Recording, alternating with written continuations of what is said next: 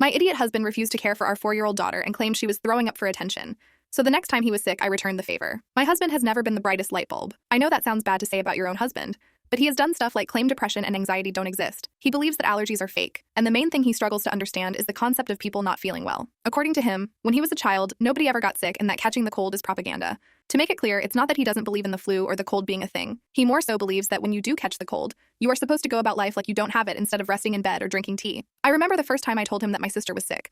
This was when virus was around and she had a really serious spell of it. His genuine advice was for her to go outside and get some fresh air, then go to the gym and exercise in order to sweat the disease out. And if that doesn't work, convince yourself you don't have it. I laughed as I thought he was joking, but it turns out he was full on serious. A few weeks later, when he found out that my sister did not follow his advice, he became very angry and told me I'm only feeding the narrative that humans aren't resilient beings and are instead delicate daisies who need their hot tea and blankets when sick. He and I had our daughter 4 years ago, and I genuinely believed that he would understand what babies indeed do need all the care in the world.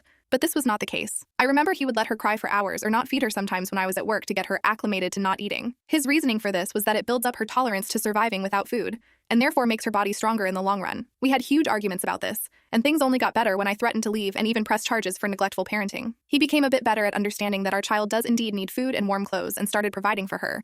But one thing he has still never been able to grasp is our daughter getting sick. We had to have a huge fight about her vaccines back in the day. Nowadays, our daughter is a little more grown and can eat more and more adult foods as time goes on. Well, about a week ago, my daughter had McDonald's for the first time. She had some chicken nuggets and really enjoyed them. The next day, however, she started feeling really ill, and she came to us in the middle of the night telling us that she was throwing up. Both my husband and I woke up, and he told me to go help her out. I did and stayed with her until she fell back asleep.